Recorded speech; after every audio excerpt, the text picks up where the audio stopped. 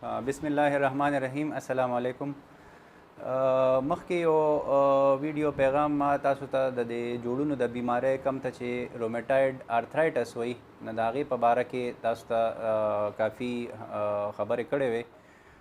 هغې کې که تاسو ته یاد وي نو ما تاسو ته یو ډېره ضروري خبره کړې وه چې په دې کې یو خو دا واړه جوړونه زیات انوالي د دې باندې دا بیماري.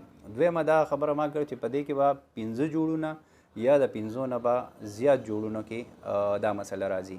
نو دا زموږ یو بیمار دی، حضرت علي نوم دی.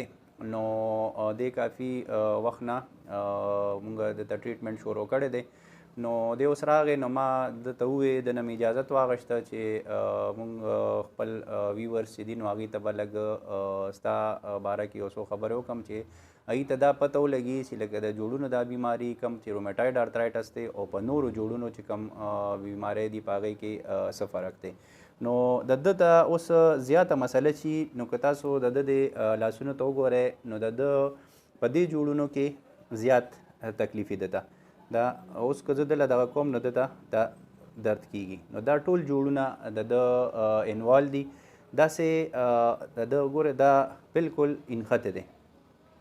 دا دی کې دغه شان د ده دې لاس کې هم که تاسو دا وګورئ دی کې نو په دې کې هم دا پړسوب راغلی دی او نو زیات ما تاسو ته ویلو چې په دې کې دا جوړونه ورسره دا داسې نور هم وي د ده لکه کونډو کې هم مسله ده، په د نورو جوړونو کې مي، خو بعضې ټایم کې په یو جوړ باندې دا تکلیف ډېر زیات شي او په یو باندې بیا ټیکي بل ځل چې دی نو بیا په بل باندې زیاتي.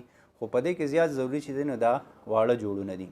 او یو دویمه خبره ما تاسو ته کړې وه چې دا د شپې دې بیمار ته تکلیف ډېري او خاص کر چې سهار ټایم کې راپاسي نو دا وجود یې انختی او کافي هغه ته د تکلیف وي. خو چې لږ غونده دی وګرځي له خپل کار مار لږ غونده کې وکړي نو هغې سره بیا دته لږ د دردونه لږ کمیږي.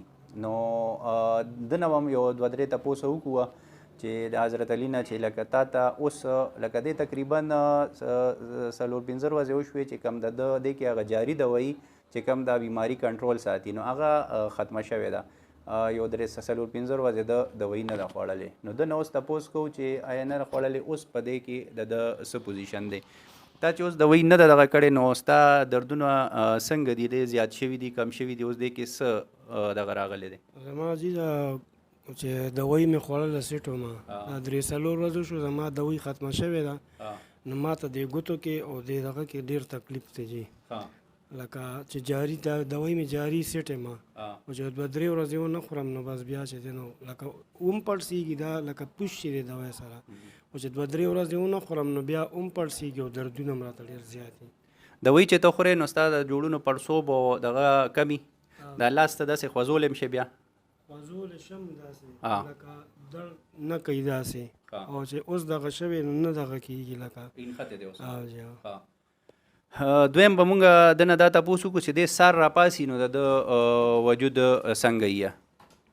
زه سار راپاسم نو ما د خپې داسې دواړه دا یا داسې کوم یا دا کوم ګنټه نیمه زه داسې اکسرسایز غونته ورکوم نو هلې راپاسم، لکه داسې ډایرکټ نشم راپاسېدی.